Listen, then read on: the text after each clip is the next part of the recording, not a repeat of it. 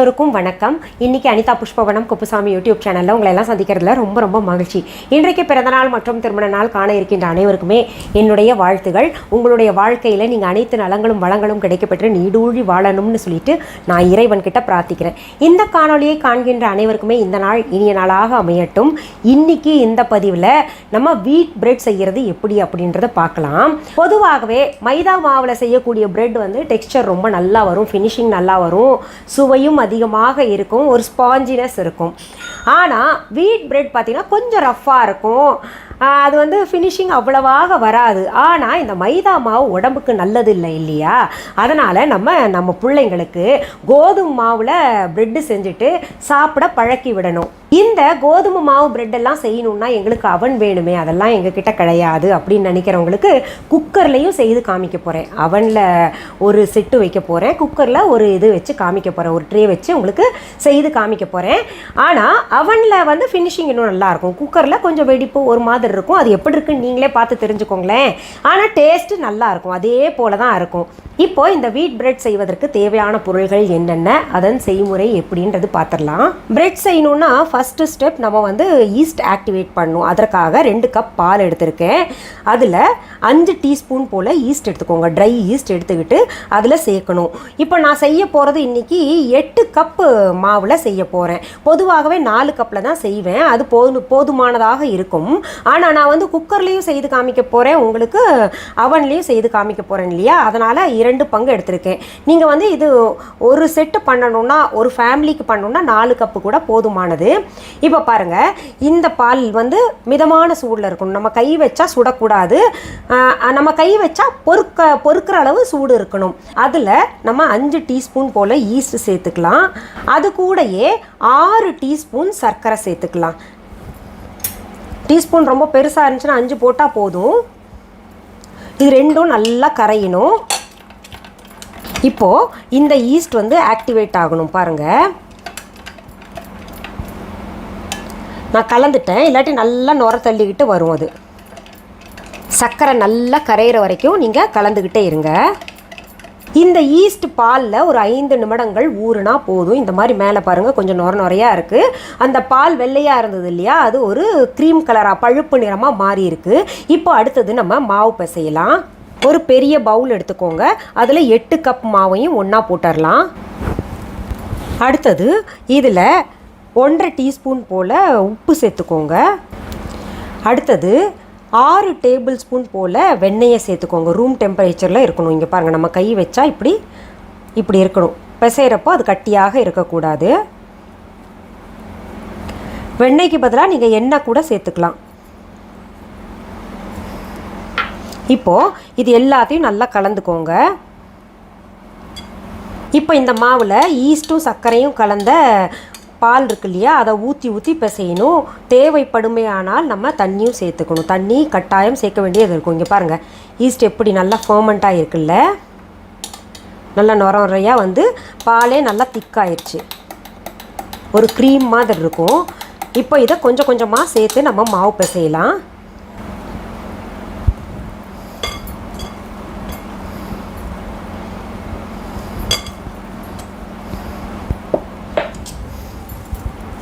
அந்த ஜாரையே கழுவி கொஞ்சம் தண்ணியும் சேர்த்துக்கிட்டேன். சப்பாத்தி மாவு பிசைகிறது போல் நம்ம பிசைஞ்சுக்கிட்டே இருக்கணும். ஆனால் ஓரளவுக்கு மேலே நம்ம பவுலில் சரியாக பிசைய முடியாது, அதில் இருக்கக்கூடிய ஏரெல்லாம் எடுக்கணும். அதனால் நான் டேபிள் டாப்புக்கு மாற்றிக்கிறேன். இப்போது நமக்கு கையில் ஒட்டுது இல்லையா, கொஞ்சம் லேசாக எண்ணெய் பூசிட்டு கையில் நம்ம இப்போ பிசையலாம். மாவு காயாமல் இருக்கணும், அதுவும் பார்த்துக்கணும். அதனால் கொஞ்சம் எண்ணெய் பூசிட்டு நம்ம பிசையலாம். மாவு பிசைகிற மெஷின் இருக்குது, இருந்தால் கூட அதில் போடாமல் எளிமையாக எல்லார்ட்டையும் இருக்கக்கூடிய பொருள்களை வச்சு நான் செஞ்சு காமிக்கிறேன்.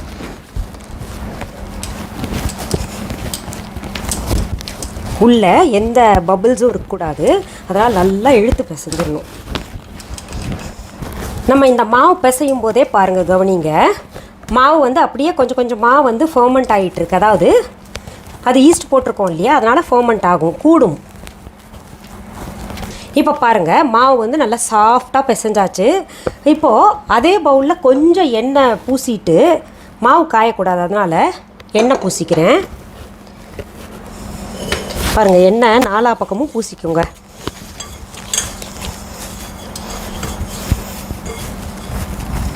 அப்புறம் இந்த பிசைஞ்ச மாவை இதுக்குள்ளே போட்டுருங்க. மேலேயும் லேசாக எண்ணெய் தடவிக்கலாம்.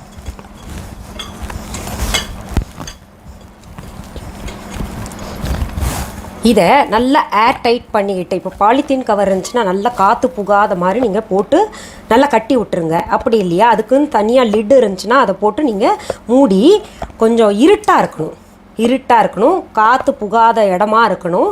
அந்த இடத்துல இதை ஒரு கிட்டத்தட்ட 1.5 மணி நேரத்துலேருந்து 2 மணி நேரம் வரைக்கும் ஊற விட்டுருங்க. நான் இப்போது கனமான மூடி, ரொம்ப கனமாக இருக்கும், இதை போட்டு மூடிக்கிட்டு இது நகராமல் இருக்கிறதுக்கு ஏதாவது இது மேலே வெயிட்டாக இருக்கிறது வச்சு விட்ருவேன். இப்போ நீங்களும் அதே மாதிரி செஞ்சுக்கோங்க. இப்போது நம்ம ப்ரெட்டுக்காக ஊற வச்சோம் இல்லையா மாவு, 2 மணி நேரம் நான் ஊற வச்சுருக்கேன். நல்லா பாருங்கள், பொங்கி வந்திருக்கு. நம்ம இந்த பவுல் ரொம்ப பெருசு, இந்த பவுலில் கிட்டத்தட்ட 1/4 இருந்தது கீழே. இப்போ பாருங்கள், நல்லா பொங்கிட்டு 3/4 வந்துருச்சு. இந்த மாதிரி ஃபர்மெண்ட் ஆகணும். 2 மணி நேரம் வச்சிங்கன்னா நல்லா ஃபர்மெண்ட் ஆயிரும். இப்போது இதை எடுத்துகிட்டு நம்ம எப்படி இருக்குன்னு பார்க்கலாம். இங்கே பாருங்கள், இப்படி இருக்கணும் மாவு.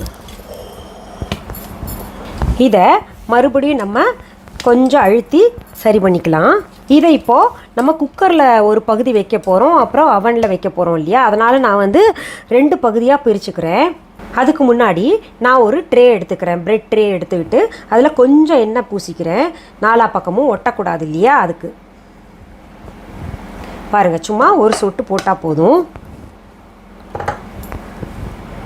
நான் இதில் பூசினது சமையல் எண்ணெய் தான். வெண்ணெய் பூசலாம், நெய் பூசலாம், சமையல் எண்ணெய் பூசலாம்.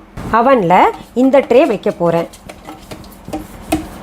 இப்போது இந்த மாவு இருக்கு இல்லையா, நம்ம நினச்சபடிக்கு அது ஷேப்பில் தானாக வரும். இப்படி கையில் வச்சு அழுத்தி இப்படி பண்ணிக்கலாம். அந்த ட்ரே அளவு உங்களுக்கு கனெக்ட் பண்ணிக்கோங்க. இப்படி இருக்கு இல்லையா, இது நம்ம நல்ல ஷேப்புக்கு கொண்டுடணும்.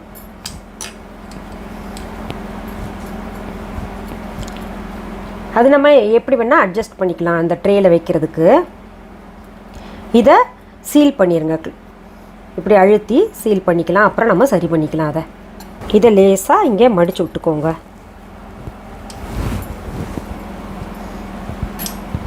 இப்போது இந்த ட்ரேயில் நான் வைக்கிறேன்.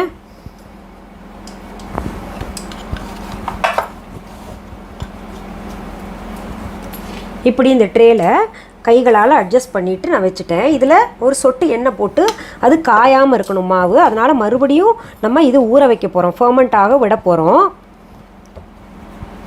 ஒரு சொட்டு எண்ணெய் போட்டு இப்படி நல்லா பூசிக்கோங்க.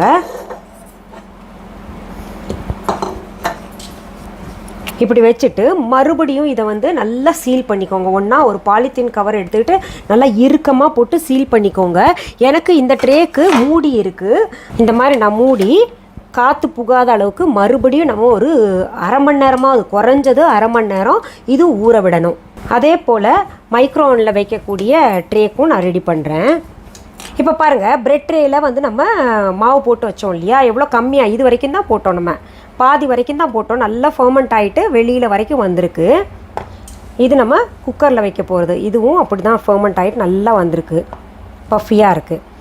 இப்போது நம்ம குக்கரில் வைக்கிறதுக்கு என்ன ப்ரொசீஜர்னால், ஒரு குக்கர் எடுத்துக்கோங்க. அதில் நல்லா ஒரு 3/4 கிலோ போல் உப்பு போட்டுக்கோங்க. நான் காமிக்கிறேன் உங்களுக்கு. அதை ஒரு ப்ரீ ஹீட் பண்ணணும். நம்ம எப்படி அவனை ப்ரீ ஹீட் பண்ணுவோமோ, ஒரு 15 நிமிடங்கள் அவனாக இருந்தால் 175 ஆர் 180 டிகிரி செல்சியஸில் நம்ம ப்ரீ ஹீட் பண்ணிக்கணும். அதுக்கப்புறம் இதை தூக்கி வச்சுட்டு 25 நிமிஷம் நமக்கு ப்ரெட்டு, குறைந்தபட்சம் நான் சொல்கிறேன், உங்களுக்கு பார்த்தாலே தெரியும், அந்த கலர் காமிச்சு கொடுத்துரும் ஆயிடுச்சா இல்லையான்னு. 20 to 25 மினிட்ஸ் நம்ம அவனில் வைக்கணும். இது அதே போல் குக்கர்லேயும் அதே மாதிரி தான் வைக்கணும். நம்ம குக்கரை ஒரு 15 நிமிடங்கள் உப்பு போட்டு நல்லா சூடு பண்ண வச்சிடணும். நான் இப்போ உங்களுக்கு அது காமிக்கிறேன். நான் போய் இது அவனில் வச்சுட்டு வந்துடுறேன். ப்ரீ ஹீட் பண்ண வச்சுட்டேன், இது அவனில் வைக்கிறேன். இப்போ குக்கர் ப்ராசஸ் உங்களுக்கு காமிக்கிறேன். இங்கே பாருங்கள், ஒரு குக்கர் எடுத்துட்டேன், நல்லா ஆழமாக இருக்கணும். அதில் நான் இப்போ 3/4 கிலோ போல், கிட்டத்தட்ட 1 கிலோ போலவே நான் உப்பு போட்டிருக்கேன். இது அடிக்கடி இந்த உப்பை பயன்படுத்துகிற காரணத்தினால இப்போ யூஸ் பண்ணிவிட்டு திரும்ப ஒரு டப்பாவில் போட்டு வச்சுப்பேன், ஆற விட்டுட்டு. மறுபடியும் ஏதாவது செய்யணுன்னா பிஸ்கட்டோ இல்லை கேக் ஏதாவது செய்யணுன்னா நான் திரும்ப இந்த உப்பு பயன்படுத்திப்பேன். ஏன்னா உங்களுக்கு இப்போது சாதாரணமாக இருக்கிறவங்களுக்கு, அவன் இல்லாதவங்களுக்கு செய்து காமிக்கணும் இல்லையா, அதனால் இந்த உப்பு ஒரு டப்பாவில் எப்போவுமே கொட்டி வச்சுப்பேன், ரீயூஸ் பண்ணிக்கலாம் நம்ம. இப்போது இந்த மாதிரி உப்பு கொட்டி வச்சுக்கோங்க. இது ஒரு 10 to 15 நிமிடங்கள் வந்து சூடாகணும். நம்ம எப்படி ப்ரீ ஹீட் பண்ணுறோமோ அவனில் அது போல் இது சூடு பண்ணிக்கோங்க. இப்போ பாருங்கள், குக்கரில் இருக்கிற உப்பு நல்லா சூடாயிடுச்சு. அதில் ஒரு பாத்திரத்தை இப்படி கவுத்து விட்டுக்கோங்க. அதுக்கு மேலே இப்போ ஸ்டாண்ட் இருந்துச்சுன்னா குக்கர் ஸ்டாண்ட் நீங்கள் வச்சுக்கோங்க. அதுக்கு மேலே நான் இப்போது இந்த பிரெட் ட்ரே இருக்கு இல்லையா, அது வைக்க போகிறேன். இப்படி வச்சு நம்ம குக்கரில் கேஸ் கட்டும் இருக்கக்கூடாது, விசிலும் இருக்கக்கூடாது. அது ரெண்டையும் எடுத்துகிட்டு இப்போ மூடி விட்டுடலாம். கிட்டத்தட்ட இது ஒரு 20லிருந்து 25 நிமிடங்கள் இருக்கணும். நடுவில் நீங்கள் திறந்து பார்க்கணும், அது எப்படி இருக்குது, தீஞ்சு போச்சா என்ன அப்படின்னு பார்க்கணுன்னா கூட 1 முறை 2 முறை பார்த்துக்கலாம். இப்படி குக்கர் மூடி வச்சுருங்க. இது நமக்கு ஒரு மீடியம் ஃப்ளேமில் வைக்கணும். ரொம்ப லோவாகவும் இருக்கக்கூடாது, ஹையாகவும் இருக்கக்கூடாது. அந்த சூடு வந்து சரியாக மெயின்டைன் பண்ணுற மாதிரி இருக்கணும். இப்போ நம்ம அவனில் வச்சோம் இல்லையா ப்ரெட்டு, பாருங்கள் ரொம்ப பிரமாதமான ஃபினிஷிங்கில் வந்திருக்கு. கொஞ்சம் ஆறணும், அதுக்கப்புறம் தான் வெளியில் எடுக்கணும். அது மேலே இப்போ நம்ம பட்டர் பூசிக்கலாம். ப்ரெட்டு மேலே நல்லா ப்ரௌனாக இருக்குமே, இது ஏன் இப்படி கலர் கம்மின்னிங்கன்னா, வீட் ப்ரெட் இவ்வளோ தான் மேக்ஸிமம் உங்களுக்கு கலர் கிடைக்கும். நீங்கள் கடைகள்லேயும் போய் பாருங்கள், வீட் ப்ரெட் இப்படி தான் இருக்கும். இது சரியாக பேக் ஆகிருக்குமா அப்படின்னு கேட்டிங்கன்னா சரியாக பேக் ஆகிருக்கும். கிட்டத்தட்ட ரெண்டுக்குமே ஒரு 30லிருந்து 35 நிமிடங்கள் எடுத்திருக்கு. இப்போது குக்கரில் இருக்கிறது எப்படி இருக்குதுன்னு பார்ப்போம். இதை அப்படியே வச்சிடலாம், அடுத்தது அது பார்க்கலாம். இங்கே பாருங்கள், குக்கரில் வச்சது கூட சரியான கலர் வந்திருக்கு. அப்போது நம்ம குக்கர்லேயும் செய்யலாம் அப்படின்றது ஒரு மனசுக்கு ஆறுதலாக இருக்கும் இல்லையா, அவன் இல்லாதவங்களுக்கெல்லாம். இப்போது இது மேலேயும் நம்ம என்ன பண்ணலாம், பட்டர் பூசிக்கலாம். இது கொஞ்சம் லாங் ப்ராசஸ் தான் இந்த ப்ரெட்டு பண்ணுறதெல்லாம்.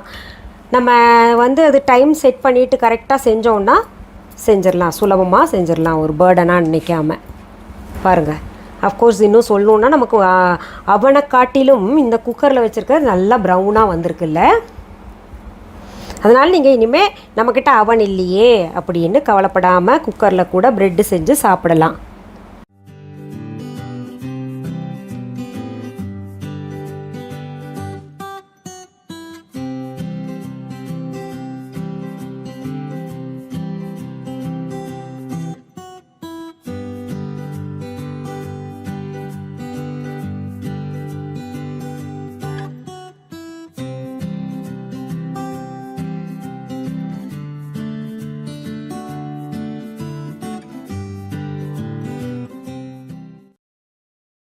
இப்போ நம்ம ஸ்லைஸ் பண்ணலாமா. நல்லா ஆற விட்டு பண்ணோன்னா உடையாமல் வரும். இது கோதுமை ப்ரெட்டுன்றனால கொஞ்சம் உடையறக்கு வாய்ப்பு இருக்குது, பார்த்து நிதானமாக வெட்டணும். இது மைதா மாவுன்னா அதுக்கு மாய்ஸ்சர் கூட, அதனால் சீக்கிரத்தில் வெட்டிடலாம். அது பார்த்திங்கன்னா எலாஸ்டிசிட்டி கூட இல்லையா, அதனால் சீக்கிரத்தில் வெட்டிடலாம். இது வெட்டும்போது நல்லா ஆற விட்டுட்டு ஜாக்கிரதையாக வெட்டணும்.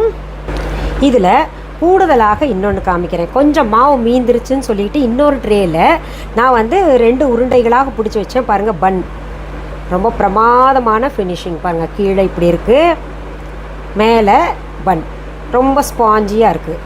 பாருங்கள்,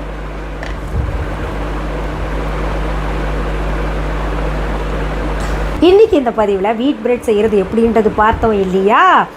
இதெல்லாம் தெரிஞ்சு வச்சுக்கோங்க. அதாவது நமக்கு தெரியலன்னு சொல்கிறத காட்டிலும் கர்வமாக பெருமையாக எனக்கும் தெரியுமாக்கும் அப்படின்னு சொல்கிறதுல ஒரு சந்தோஷம் இருக்குது இல்லையா. அதனால் கொஞ்சம் லாங் ப்ராசஸ் தான். அதனால் நீங்கள் சலிப்பு தட்டாமல் இது செய்து சாப்பிடுங்க. நம்ம ஃப்ரெஷ்ஷாக செஞ்சு சாப்பிட்றோம். இன்னொன்று இது கோதுமை மாவு. இதில் இன்னொரு விஷயத்தையும் சொல்லிடுறேன், மைதா மாவில் செஞ்சிங்கன்னா ஃபினிஷிங் இன்னும் ரொம்ப நல்லா வரும். அதுவும் பார்த்திங்கன்னா இதே ப்ராசஸ் தான், இதே போல் தான் பண்ணணும். இப்போ பார்த்தீங்கல்ல, உங்களுக்கு பன் காமிச்சேன்ல, இது வந்து உங்களுக்கு சொல்லவே இல்லை நான், சும்மா மாவு மீந்துதே என்ன பண்ணுறதுன்னு சொல்லிட்டு அப்படியே வச்சு விட்டேன் ட்ரேயில். பாருங்கள், இதே ப்ராசஸ் தான், இதே மாவில் தான் பன் செஞ்சேன். நீங்கள் மைதா மாவில் செஞ்சு சாப்பிடணுன்னா கூட இதே மாதிரி தான். ஏன் நமக்கு நல்ல சாய்ஸ் இருக்கும்போது ஏன் மைதா மாவை தேர்ந்தெடுக்கணும் இல்லையா. எப்பொழுதாவது சாப்பிடலாம். என்னென்னா இது கொஞ்சம் வெட்டும்போது மட்டும் கொஞ்சம் பார்த்து வெட்டணும், ஆறுன உடனே வெட்டணும், அவ்வளோதான். இப்போது வீட் பிரெட் செய்யணுன்னா எப்படின்னு செஞ்சு காமிச்சிங்க. குக்கரில் ட்ரே வச்சிங்க, அதில் மாவு வச்சு மூடினீங்க. இப்போ பன் செய்யணுன்னா எப்படி செய்யணும் அப்படின்னு கேட்டிங்கன்னா, அதே போல் ட்ரே இல்லைன்னா ஒரு தட்டு எடுத்துக்கோங்க. அதில் உருண்டைகள் மாவு உருண்டைகளாக வச்சுட்டு இதே போல் தான், இதே நேரம் தான், எல்லா ப்ரொசீஜரும் இதே மாதிரி தான். சரி, இப்போது இது ஈஸ்டெல்லாம் எங்களுக்கு கிடைக்க மாட்டேங்குது அப்படின்னு நினைக்கிறவங்க நம்ம viha.online ட்ரை ஈஸ்ட் இருக்குது, பேக்கிங் சோடா சேர்த்துருக்கேன் நான் இப்போது, அப்புறம் சமையல் சோடா இருக்குது, மைதா மாவு இருக்குது, வனிலா எசன்ஸ் இருக்குது, பட்டர்ஸ்காட்ச் எசன்ஸ் எல்லாம் இருக்குது, நிறைய பேக்கரி ஐட்டம்ஸ் எல்லாம் கூட, அதாவது பேக்டு ஐட்டம்ஸ் நீங்கள் செய்யணுன்னா அதற்கான பொருள்கள் எல்லாம் நம்ம viha.online இப்போ கிடைக்கும். அதாவது இந்த காணொலியை பார்த்த பின்னாடி உங்களுக்கு பேக்கரி ஐட்டம்ஸ் ஏதாவது தேவைப்பட்டால் நம்ம viha.online இந்த விஹாஸ் நியூ ப்ராடக்ட்ஸ்லேயும் போய் பார்க்கலாம். கிராசரிஸ், மளிகை பொருள்கள் அப்படின்ற தலைப்புக்கு கீழே கூட நீங்கள் போய் பார்க்கலாம். சரி, இன்றைக்கி இந்த பதிவில் நம்ம வீட் பிரெட் செய்கிறது எப்படி, உங்களுக்கு கூடுதலாக பன் செய்கிறது எப்படின்னு கூட பார்த்தோம் இல்லையா? மீண்டும் அடுத்த பதிவில் வேறு ஒரு நல்ல தலைப்போடு உங்களெல்லாம் சீக்கிரத்தில் சந்திக்கிறேன். அது வரைக்கும் நன்றி, வணக்கம். அன்பான வாடிக்கையாளர்களே, உங்கள் விஹா ஸ்டோரில் பூஜை பொருட்கள், சிலைகள், ராசிக்கற்கள், வாஸ்து பொருட்கள், விதைகள், பாரம்பரிய அரிசி வகைகள், சிறுதானியங்கள், ஆர்கானிக் பொருட்கள், மூலிகை எண்ணெய், மளிகை பொருட்கள், மரச்செக்கு எண்ணெய், மரப்பொருட்கள், வெள்ளி ஆபரணங்கள், கிஃப்ட் ஆர்டிகல்ஸ், காட்டன் மற்றும் பட்டு புடவைகள், காட்டன் சுடிதார்கள், பட்டு பாவாடை, குழந்தைகளுக்கான விளையாட்டு பொருட்கள், ஹை குவாலிட்டி இமிடேஷன் நகைகள், வீட்டு உபயோக பொருட்கள், ஜூட் பேக்ஸ், ஹேண்ட்மேட் சோப்ஸ், அழகு சாதன பொருட்கள், சிறுதானிய பிஸ்கெட்டுகள், ஹோம் அப்ளையன்சஸ், இன்னும் பற்பல பொருட்கள் விற்பனைக்குள்ளது. விஹா ப்ராடக்ட்களை நீங்கள் வாங்க விரும்பினால் அது எங்களுடைய viha.online வெப்சைட் மற்றும் சென்னை ராஜா அண்ணாமலைபுரத்தில் உள்ள எங்கள் விஹா ஸ்டோரில் மட்டுமே கிடைக்கும் என்பதை தெரிவித்துக் கொள்கிறோம். வேறு எந்த ஆன்லைன் வெப்சைட்களிலும் விஹா ப்ராடக்ட்கள் விற்பனைக்கு கிடையாது என்பதை நீங்கள் கவனத்தில் கொள்ள வேண்டும். எங்கள் விஹா ஸ்டோரின் விலாசத்தை கண்டறிய கூகுள் மேப்ஸில் விஹா ஸ்டோர் என்று டைப் செய்தால் வழியை கண்டறியலாம். www.viha.online வெப்சைட்டிலும் விஹா ஸ்டோரின் அட்ரஸ் உள்ளது.